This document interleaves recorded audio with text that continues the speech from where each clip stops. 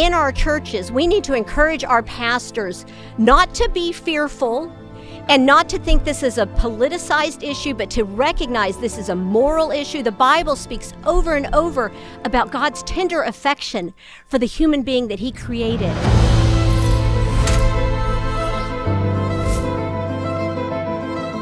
I am so excited to be joined today by Dr. Ingrid Skop. Thank you so much for joining us and taking time to be here today. So glad to be with you. Oh, awesome.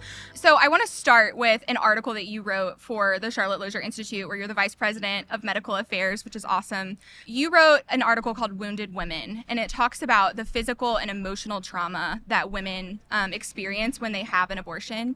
And I wonder if you would just give us kind of a quick synopsis of some of those things that happen to a woman emotionally and physically when she gets an abortion. Yeah, absolutely. In 30 years practicing as an obstetrician gynecologist, I just began to be more and more aware that so many women had been harmed by abortion. Mm-hmm. And the abortion industry, of course, leverages the fact that we have very poor quality data. Yes. And they say, oh, it looks very safe. It's because they don't know about most of the complications. Mm-hmm. So this paper really is for people who may consider themselves pro-choice because they think that women need this. So we talk about how often do physical complications occur. The abortion industry is largely unregulated. Yeah. So many of these doctors are poor quality physicians and have frequent surgical complications, especially later abortions. Mm-hmm. Mental health complications, very, very frequent. I've seen that over and over in my practice. And even if it doesn't rise to anxiety or depression, it's regret, it's guilt. Yeah. It's all these things that women are just experiencing quietly for their entire lives. The paper also goes into things like financial. Yeah. We're told that women need this financially, but actually what happens is it allows men to escape their responsibilities as fathers. So when a woman wants to give birth to her child, many times she does it as a single mother. Yeah. And so it's very complex. There's just so much to be discussed, but that's what that paper was trying to help explain to people. It was a fabulous paper, and I encourage everybody to go read it because it was really, really good. I'm curious if you think, because I know I was at the March for Life in D.C. Last month. I don't know if you were. It was great, but their theme this year was for every woman with every child.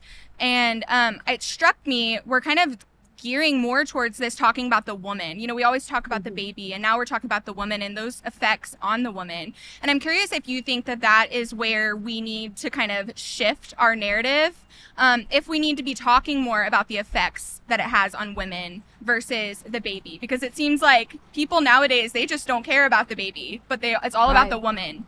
So is there a way that we can shift that narrative to kind of combat that? Yeah, that's what I've dedicated my career to at this point, because we have gotten to the place, sadly, in this country where the science for 50 years has shown that a baby, an unborn child, is a genetically distinct living human being. Yeah. People have known that for decades, and yet there are so many who will say, I'll grant you that, and also he can be killed because the woman needs it. Yeah. So I'm really trying to emphasize this is hurting the women. Yeah. And in so many ways, as we discussed, but we do, and pro-life people have always been very pro-woman, right. But of course the narrative which misconstrues and paints a erroneous picture. But now we have 3,000 pregnancy resource centers in our country that walk alongside women, 1 million new patient visits in the last year examined alone. And in fact, we have a survey from Charlotte Lozier that demonstrates that 60% of women with a history of abortion said that they were pressured into it, and also that had they had support, they would have made a different preferred choice to give birth. So that's what we need to be discussing. Yeah. That this is not good for women. Let's help them and their children. Absolutely. Yeah, I love that. Since Dobbs was reversed a few years ago, which was an amazing decision by our Supreme Court, we're grateful for that. But since it was reversed, you have a lot of states that are trying to codify abortion into their state constitutions. And so they're putting forth ballot measures. I know Ohio last year was a big one. We were involved in Ohio. They ultimately passed their resolution to codify abortion in their state constitution.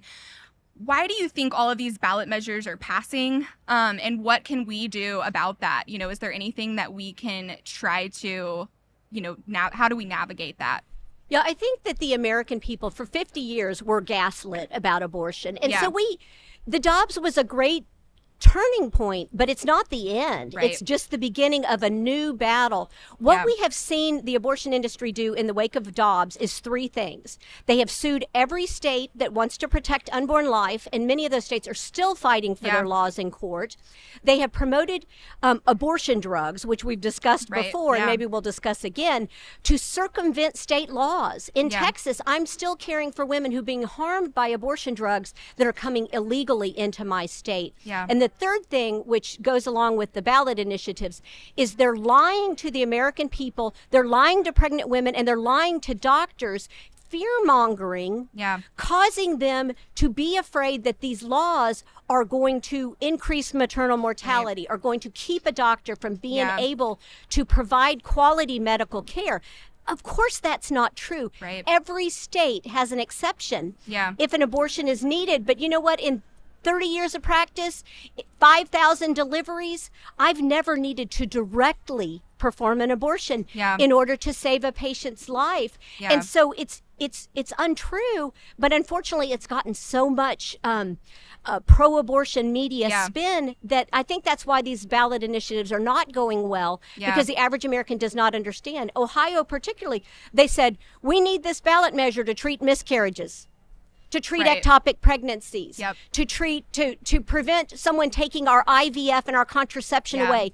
None of those were true. Scare you into the submission. only thing that was true about the ballot initiative is that it allowed abortion up until the time of birth. That's that's what the Ohio people voted for, but they did not know, that that's what they were voting it's for. Like they scare them into submission. They scare them into voting yes for these things, and they don't understand what they're actually voting for. That's a really great point.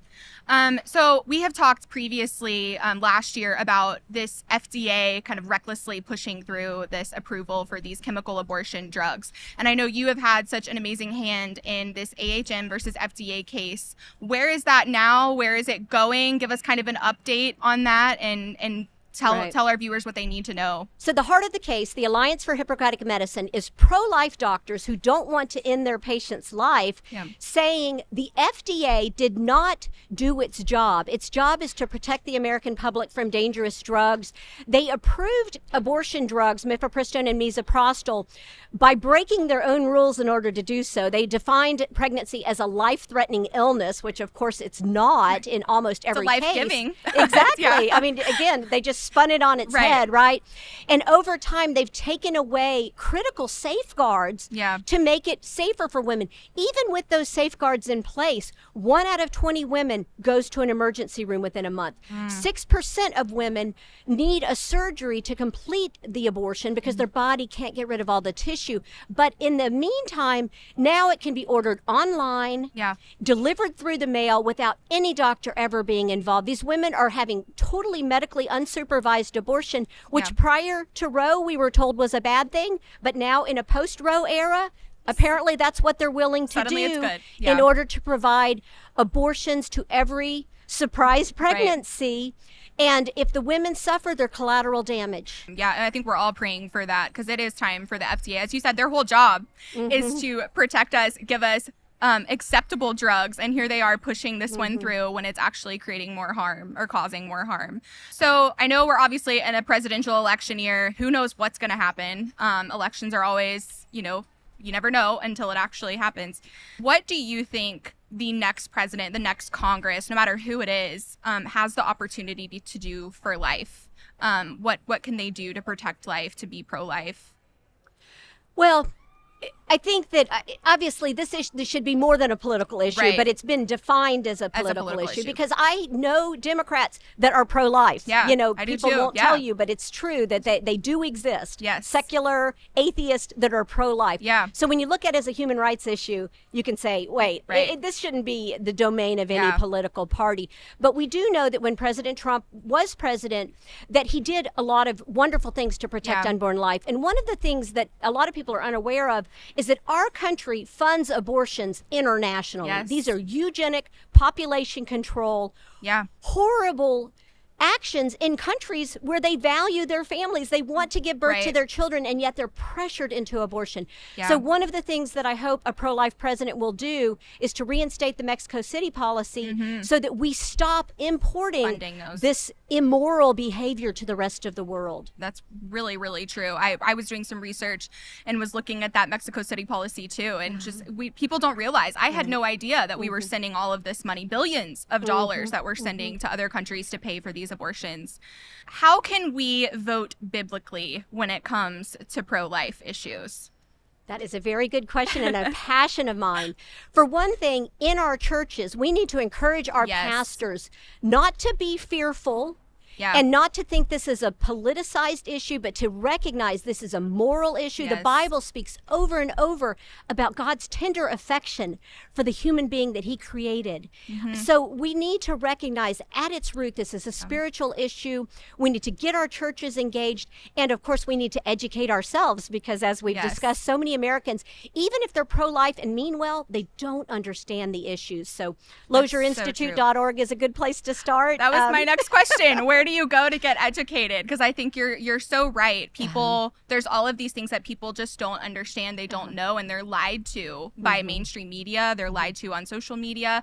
And so you said Charlotte Lozier is a great place. Y'all are constantly putting out content. Is there any project that y'all have coming up that you want to share? Anything specific? Well, we're always looking for more ways to educate. So honestly, if people look at our website, LozierInstitute.org, and say, you haven't addressed a question I have, reach out to us and say, we need a fact sheet on XYZ. So that would be, that's our goal. That's our mission, science and statistics on life issues. And so we do want to educate the public. We have some deep dives, lots of references. Those might be too much, but we also have a lot of fact sheets that people can share with their friends or their pastors. And we can reinitiate the conversation in the direction it needs to go in the harms that it is doing to women in our country. Yeah, that's awesome. Well, Dr. Skop, thank you so much for taking the time to sit and join us. We're always just so pleased, and you always offer such great insight. So thank you so much for being here today. Thank you for having me, Rebekah.